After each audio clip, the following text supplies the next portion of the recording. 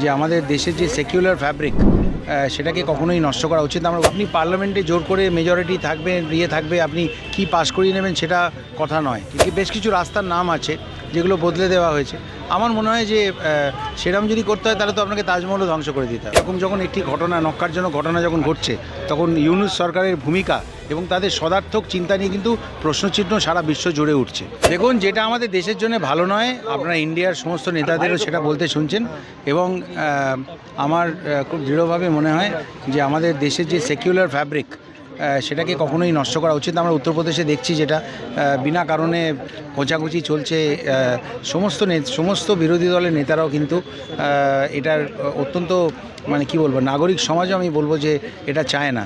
এবং আমাদের পশ্চিমবঙ্গে মাননীয় মুখ্যমন্ত্রীর নেতৃত্বে যে একটা সৌহার্দ্যপূর্ণ পরিবেশ আছে বিভিন্ন ধর্মাবলম্বী মানুষের মধ্যে, সেটাই বজায় থাকুক। এবং নিজেদের মধ্যে মারামারি লাগিয়ে দেওয়ার যে সমস্ত প্রচেষ্টা, সেগুলো কখনোই আপনি পার্লামেন্টে জোর করে মেজরিটি থাকবে আপনি কি পাশ করিয়ে নেবেন সেটা কথা নয়, কিন্তু সবচেয়ে যেটা ইম্পর্টেন্ট ব্যাপার সেটা হচ্ছে যে এই দেশের মধ্যে নানা রকমের একে ওকে খুঁচিয়ে ধর্মের মধ্যে বিভেদ সৃষ্টি করে এইভাবে অশান্তি যেটা হচ্ছে এখন সব জায়গাতেই আর্কিওলজিক্যাল সার্ভে অফ ইন্ডিয়া পৌঁছে যাচ্ছে। আমাদের দেশের ইতিহাস হাজার হাজার বছরের, সেখানে সমস্ত ইতিহাস সব কিছু নিয়ে যদি আপনি সব কিছু নিয়ে এরকম কন্ট্রোভার্সি ক্রিয়েট করেন তাহলে তো লালকেল্লা, তাজমহল এটাও তো সায়েন্স। আপনি সায়েন্স মানে বেশ কিছু রাস্তার নাম আছে যেগুলো বদলে দেওয়া হয়েছে।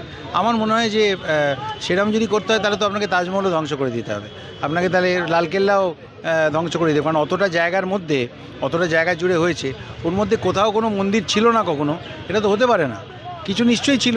তাহলে এখন সব জায়গাগুলো তাহলে মানে কি বলবো, তাহলে ওগুলো খোঁড়াখুঁড়ি শুরু করে দিন। লালকেল্লা থেকে ভাষণ দেন, ওটাও খোঁড়াখুঁড়ি শুরু করে দিন। তাজমহলও ছোঁড়াছুড়ি শুরু করে দিন, এটাই বলবো। এটা দরকার নেই। বাংলাতে অত্যন্ত কড়া ভাষায় নিন্দা করব এবং ইউনাইটেড নেশনস এটা নিয়েও খুব কড়া ভাষায় কথা বলেছে, আমেরিকাও বলেছে, এবং ভারত খুব দৃঢ়ভাবে, এবং আমরা এর বিরোধিতা করছি।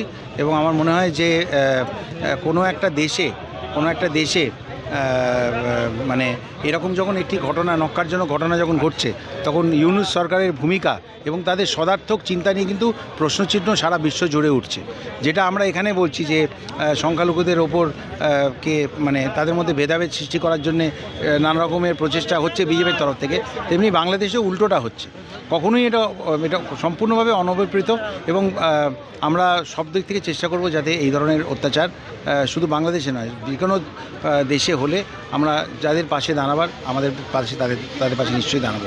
এখানে হিন্দুদের উপর যেভাবে অত্যাচার বাংলাদেশে হয়েছে সেটা সারা বিশ্বে নিন্দা হচ্ছে, এবং খুব শিগগিরই যাতে ওখানকার কোর্টও রায় দিয়েছে যে সংখ্যালঘু যারা আছেন তাদেরকে সুরক্ষিত রাখতে হবে।